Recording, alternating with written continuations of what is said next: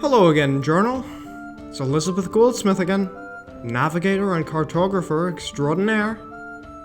Luckily for me, my horse Jody had a bit more energy than I'd expected out of the girl, so we ended up making it further than I'd booked in.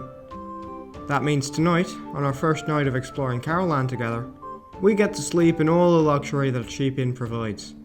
No long lookouts for a good campground necessary.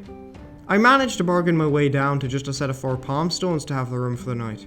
The spot's called the Open Doorway. It's not half bad.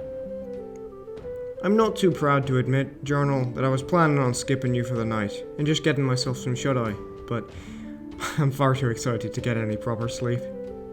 Besides, there's hours in the day yet. So, I figure I'll keep myself holed up in this room for the evening and jot down what I learned about the town's history on my ride here.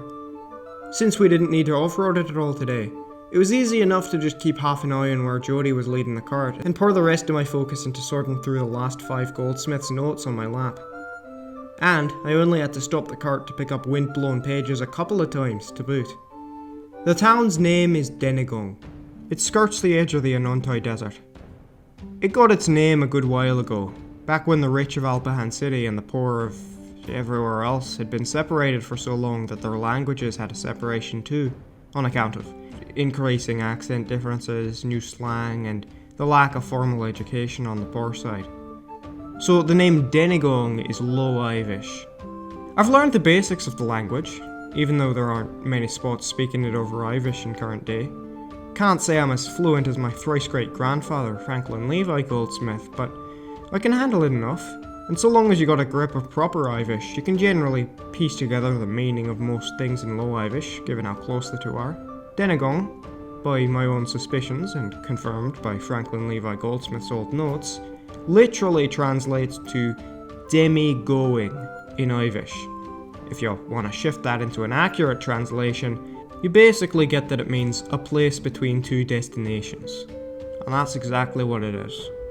Before anything else, the spot was set up as a pit stop for the folks who wanted to travel to Roscove, back when it was one of the only safe spots in the east.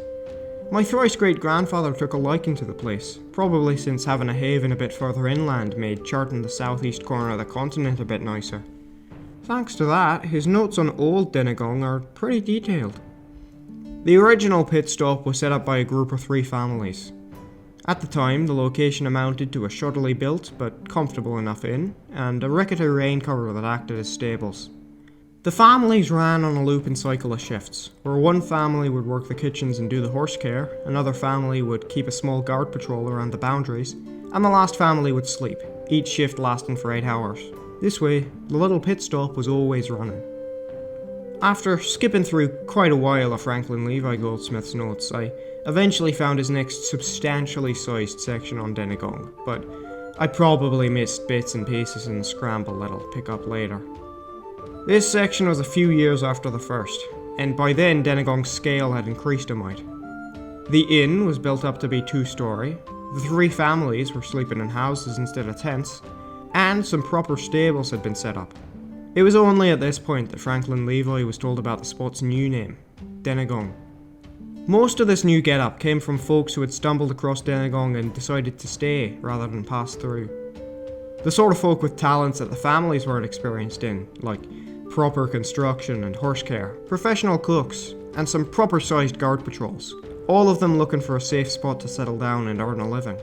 The town's growth was slow from there, but if I was to skip through the unorganised messes from the other 4 generations of Goldsmiths between myself and Franklin Levi, I'm sure that I'd be able to assemble a fuller account than that of a journal entry after a day's ride of study. The main takeaway being that, over the next several years and decades, the town kept growing. The families took up an administrative role, stores were set up, clean water wells were erected, so forth. Nowadays, it's a good few minutes horse trot from one side of the town to the other. In modern Denigong, from what I know passively, the families still run the place. The town's been divvied up by an agreement made by the 3rd generation to lead the town. It cordoned off the town into individual districts, each family being responsible for a single district.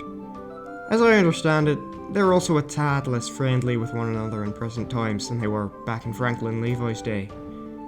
Competitive and whatnot. Seemed to do an alright job of leading the place, to be fair. I had to drop off for a cheap inn supper midway through the century, as well as another short break to visit Jodie and find her I'd packed the extra ink on our cart after my bottle ran out. So my eyelids are finally feeling heavy again now. I told just about all the story I've got on the town anyway, since I've only ever really passed through here before, and infrequently at that. In other words, this is going to end the journal entry for now. I'm going to rest up, so that come morning, I'm ready to hoof it to Rootridge with Jodie, get myself some travelling companions, and then make it up to the Malkinot Hills to the north from a first expedition. And if we get lucky on finding the Kruger's Rock, it could even be enough to fund the next two. I can't get myself too excited, or I'll end up losing the tiredness I've worked so hard to cultivate. I'll see you again when I next do journal.